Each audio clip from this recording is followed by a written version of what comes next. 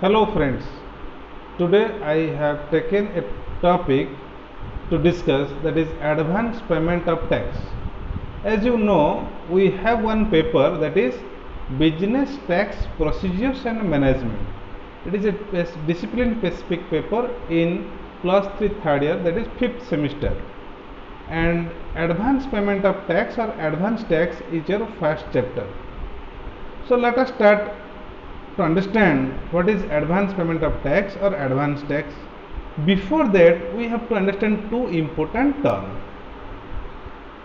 One is mode of payment of tax, second one is time of payment of tax.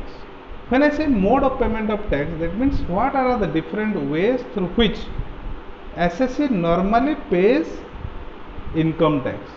There are three different modes. One is self-assessment tax or direct payment of tax.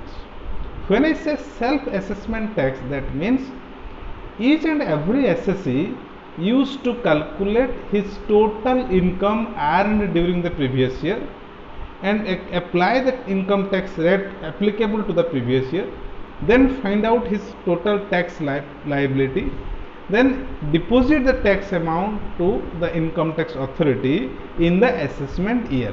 So when I say self-assessment tax, that means tax of the previous year is paid to income tax authority on the assessment year. Number two mode is TDS TCS.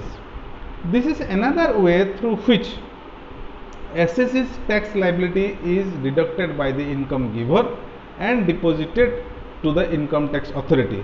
Here the point is TDS is made in the previous year itself, not in the assessment year. Income earned during the previous year, TDS is made from that income and deposited in the same previous year. But here the tax is deposited by the income giver, not by the income earner or assessee. Number three is advance payment of tax. Here tax is to be paid by the assessee himself in the same previous year in which he or she earns income. We will discuss more about the concept of advance payment of tax later on. Then timing of payment, as we have discussed, this self-assessment tax is paid in the year of assessment, not in previous year. That means self-assessment tax is paid in the assessment year, that means next to the financial year in which income is earned.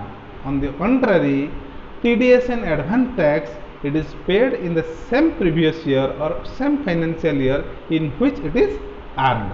So when I say time of payment, it is paid during the same previous year of financial year. But on the other hand, the self-assessment tax, as I have told you, this is paid during the assessment year. Then what does this advance tax actually mean? If these are the two modes of payment, then one is in the previous year, another one is in the assessment year. Then what does this advance tax actually mean for us? When I say advance tax, that means we are making payment during the previous year. We are making payment of tax during the previous year of the income earned during the same previous year. It is also popularly known as pay as you earn. We are earning in the previous year and we are making payment in the same previous year. There are two basic reasons behind this advance tax or pay as you earn scheme. One is that when an assessee is earning some income during the financial year, the tax liability accrues in the same financial year. So the assessee has no right to hold the tax amount or the money which belongs to government. That's why the assessee should pay the tax amount of the income which he or she is earning in the financial year into the government in the same financial year. Similarly, another reason is that each and every government needs fund to meet its day-to-day expenditures. So if the government will wait till the completion of the financial year or previous year to get tax liability or tax amount from the citizen, then government is not in a position to run its day-to-day activities. That's why government need money or tax amount as and when the citizens or assessee are earning. Another thing is, advance tax is always paid on estimated income. As you know, an assessee is able to calculate or is able to know what is his total income only when he completes the entire financial year, and then he will be able to know what is his income or not. But for advance tax purpose, the assessee has to estimate his total income of the entire financial year. On that estimated income, he has to apply the tax rate, and on that tax rate, tax amount has to be calculated, and on that tax amount is known as your advance tax, which the assessee has to pay during the financial year or previous year. Here, whatever tax liability will come, that will be paid in different installment. For some assessee, it is in 4 installment in 4 quarters. For other assessee, it is on 1 installment on the last quarter.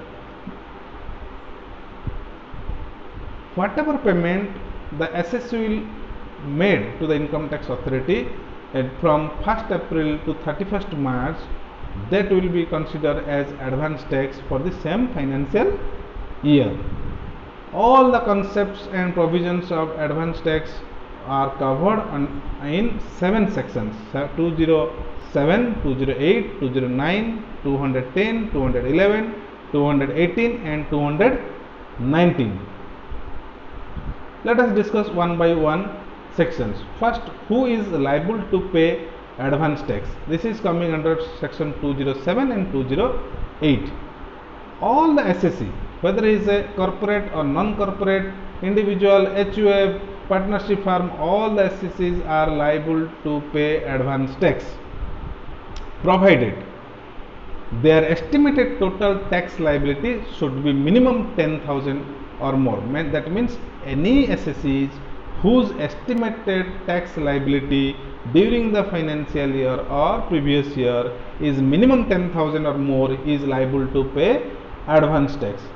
Similarly, that minimum 10,000 tax liability to be determined after allowing any TDS or TCS which has been made on behalf of the assessee. Any resident senior citizens whose age is above 60 years on any date during the previous year, any resident senior citizens having income from business and profession is also coming under this advance tax provisions. That means any senior citizens having income tax, estimated income tax liability more than 10,000, and out of his total income, one income should be from business and profession, then also he is liable for advance tax. Then the question arises, obviously, who are not liable to pay advance tax? That means exception to this rule.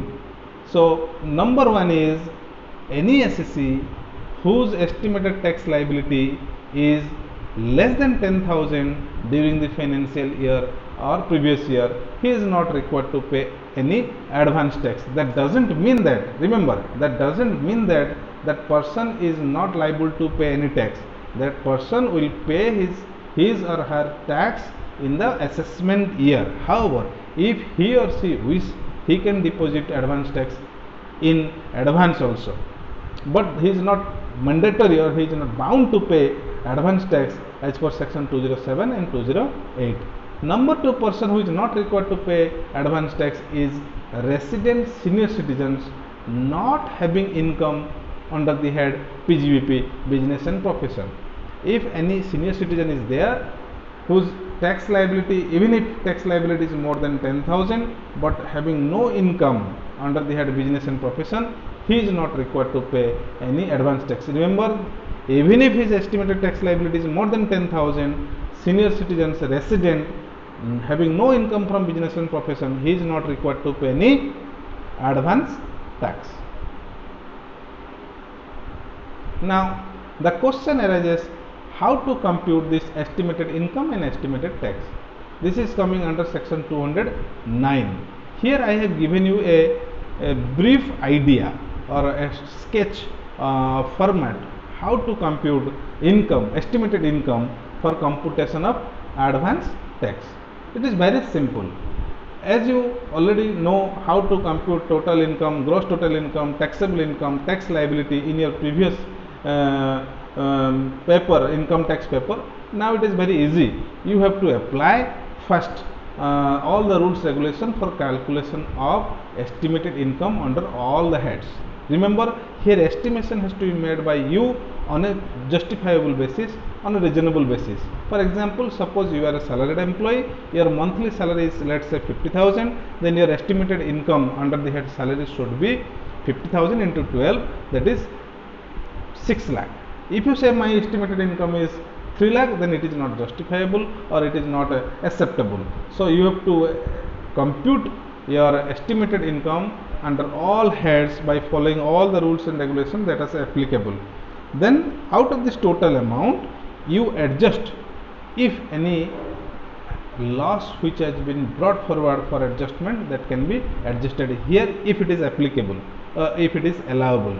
Then out of that amount, you allow deduction under section 80C to 80U. Here one thing you have to remember, 80C to 80U deductions are deductible on estimated basis. Even if the assessee has not make any deposit or has not invested anything, but still he can claim on an estimated basis. After deducting that amount, whatever amount will come, that will be your taxable amount. On that taxable amount, we have to calculate tax by applying the current year tax rate.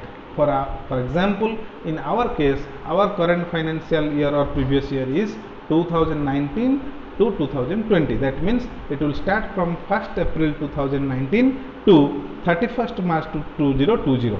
So we have to apply the tax rate which are applicable to that particular previous year. In our case, our tax rate for normal resident assessee, individual assessee having below the age of 60 is from 0 income to 2,50,000, it is your 0%. Then 2,50,000 to 5 lakh, it is 5%. Then 5 lakh to 10 lakh, it is your 20%. Then above income 10 lakh, it is 30%. That rate we have to apply. By applying that rate, we have to calculate the estimated tax amount.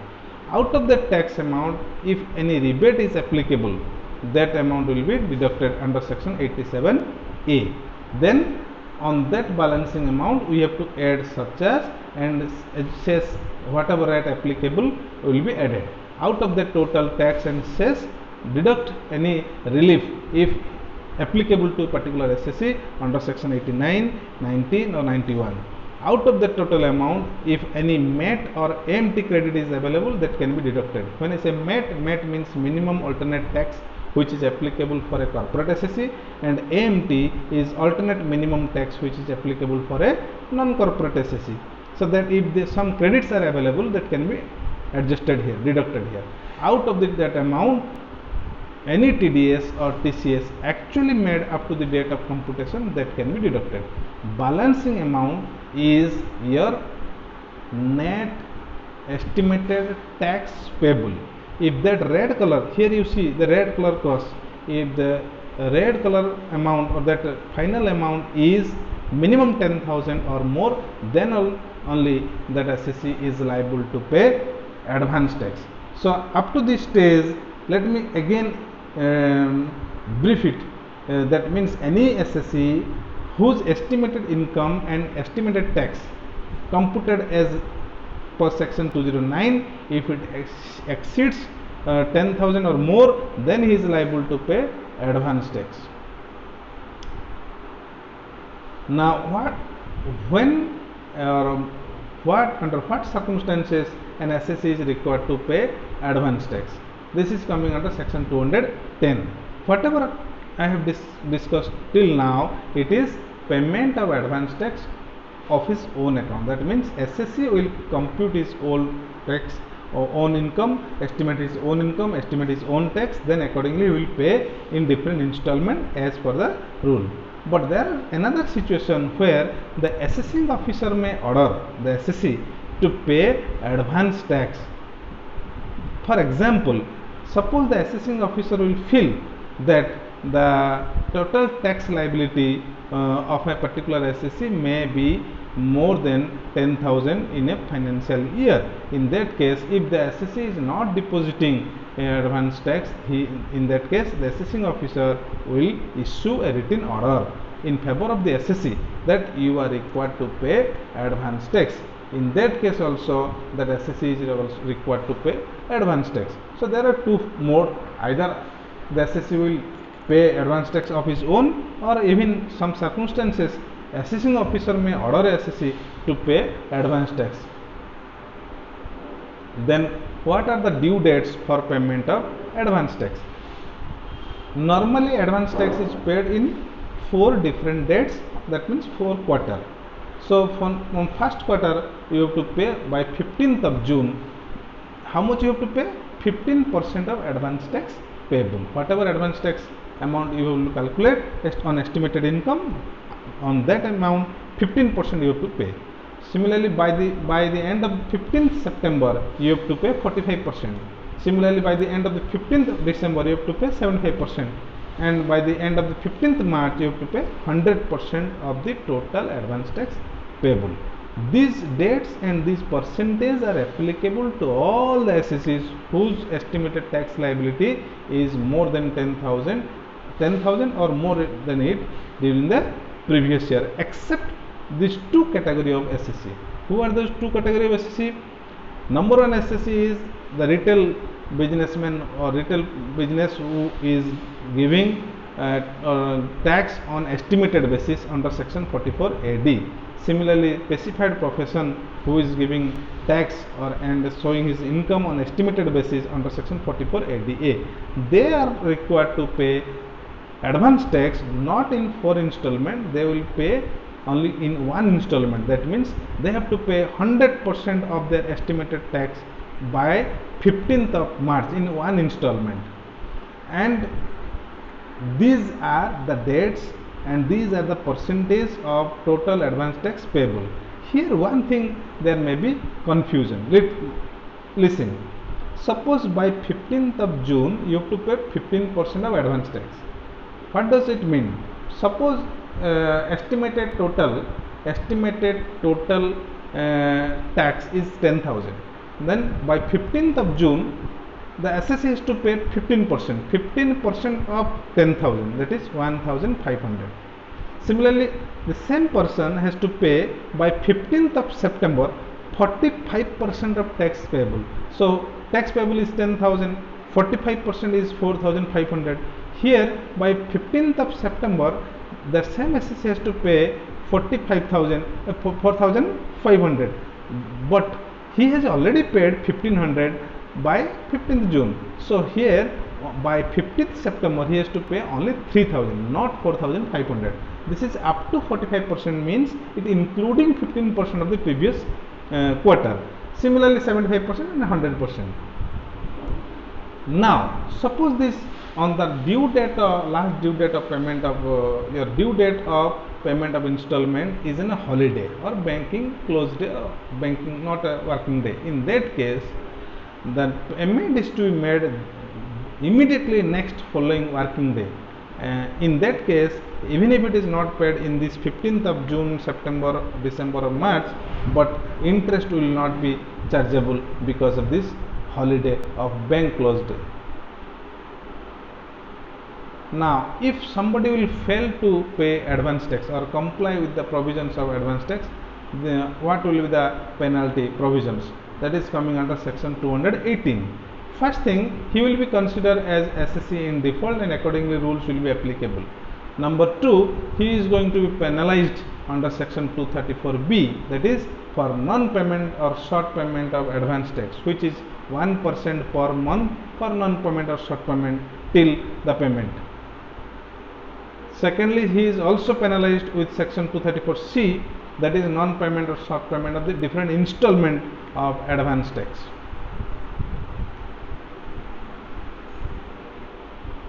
Now this is most important. If the last date as I have discussed, is a banking holiday and paid in the next immediate working day, in that case all the above provisions will not be applicable. That failure to pay advance tax provisions will not be applicable if it is delayed because of the bank holiday. And second thing is, if the advance tax is paid by check and check date is within that specified due date, but it is actually encashed after the due date, in that case also that section 218, that is failure provisions, will not be applicable. Now there are some specific rule for payment of advance tax. Now it is, as we know, it is a digital India, everything is to be paid through digitally. So rule 125 of income tax rule specifies who are required to pay digital payment of advance tax mandatorily. All corporate assessees are required to pay advance tax through e-payment system, and all non-corporate assessees whose accounts are subject to compulsory audit under section 44AB are also required to pay advance tax through e-payment system. When I say e-payment system, that means advance tax to be paid through internet banking, credit card, debit card, or even all through check. Except these two category people, other people can also make payment of advance tax either through e-payment or through physical payment or through challan at any designated bank or receiving bank. Payment of advance tax is not a substitute of filing of return. This is most important, you have to remember. When I say if an assessee is making payment of advance tax, that means he is simply paying tax amount. He is simply paying tax amount. That doesn't mean that the same assessee is not required to make filing of return. You have to file a return as per the rules. Payment of advance tax does not substitute the filing of return.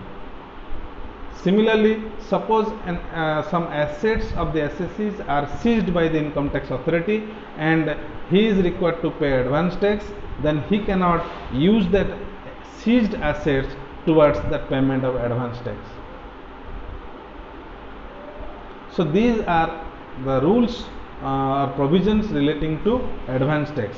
Now I will give some practical tips how to solve the practical problems. These tips are only for the purpose of solving practical problems. Number one thing is, you have to compute estimated total income and estimated tax for each quarter separately. Then the obvious question you may ask, why? The answer is, as we are paying this advance tax on estimated income, it is very difficult to estimate the exact income from the very beginning of the year. So as we have to pay the advance tax in different installment in different quarter, so at the beginning of the first quarter, that means on 15th of June, before 15th of June, when we calculate the estimated income, then that income may not be the same income or true income as it will reflect in the next quarter.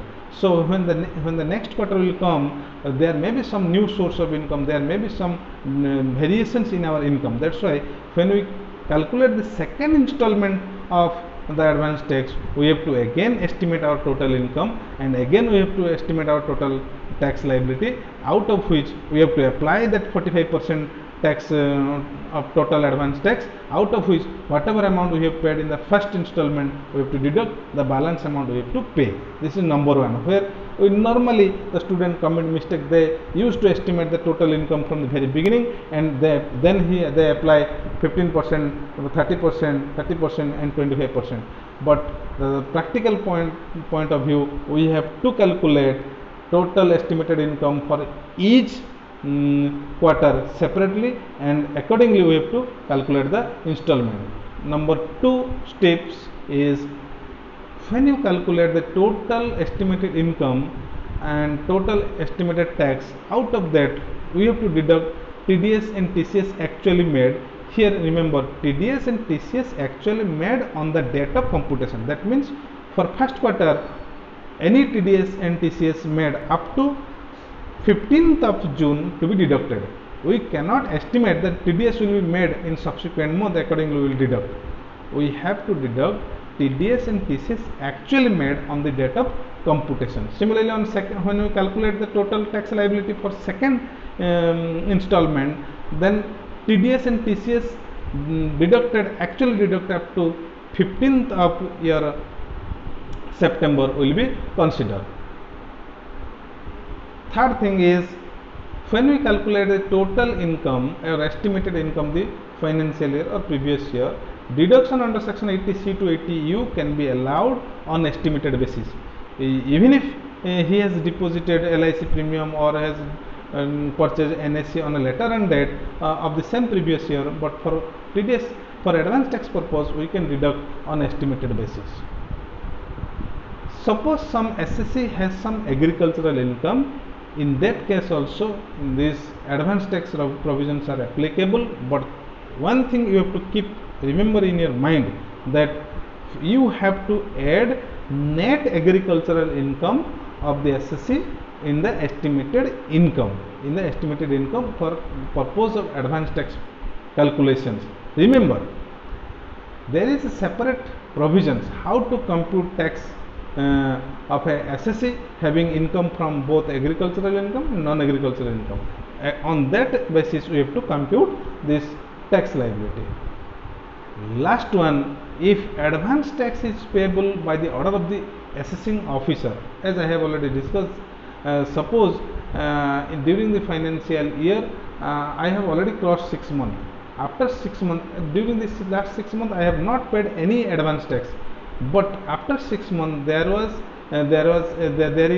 be a order from the assessing officer ordering me or specifying me or making me payment of advance tax on estimated income. In that case, I have to pay the total entire advance tax payable in the next 2 installment instead of 4 installment, because 2 installment already has been gone. I have not paid anything. Now assessing officer has ordered me to pay advance tax. I have to pay the whole advance tax in the remaining installment, that is 2 installment.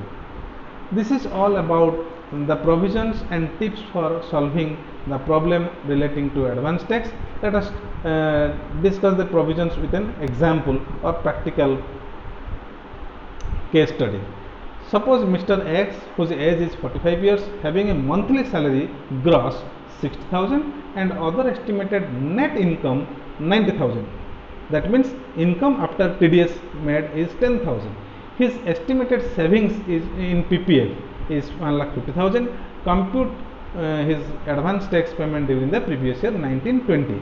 So there are 2 steps for this type of case studies problem. Number 1 step is we have to compute the estimated tax liability. How to compute? First, we have to calculate the salary income 60,000 into 12, that is 7,20,000. Out of the salary income, standard deduction will be allowed as deductions 50,000. So net salary income is 6,70,000. Then coming to other income is here it is 90,000 plus TDS made. So gross other income is 1 lakh. Now nothing else is there. So gross total income is 7,70,000. Out of 7,70,000, he has made in savings under section 80C 1,50,000. So 7,70,000 minus 1,50,000, his total taxable income is 6,20,000. On that 6,20,000, if I apply the income tax rate, surcharge and cess, then the tax amount will come 37,960. Out of the 37,960, TDS already made is 10,000. I have to deduct. So net tax liability on estimated income is 27,960 for Mr. X for the previous year 1920. As this amount is 10,000 and more, that means Mr. X is liable for payment of advance tax.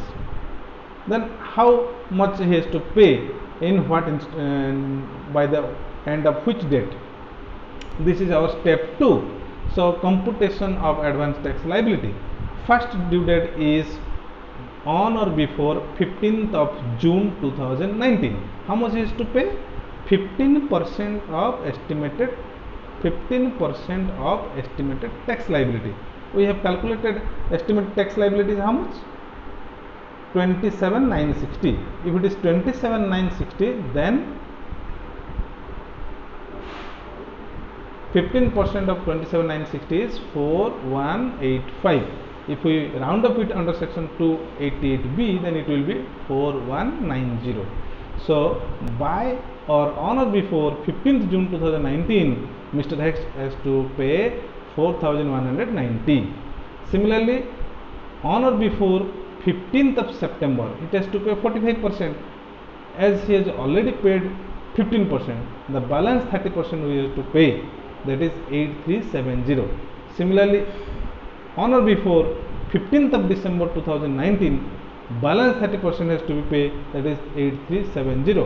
And by the end of 15th of March 2020, Mr. X has to pay the remaining 25% of estimated tax liability, that is 6970. If we add this 4, it will come around total estimated tax liability. This is how we have to solve different problems by applying the rules we have discussed so far. Still, for more practice, you can follow any books or any authors anytime, and if you can face any problem, you can directly contact to me, or for more details you can visit my website, my YouTube channel also. Thank you. Stay at home, stay safe.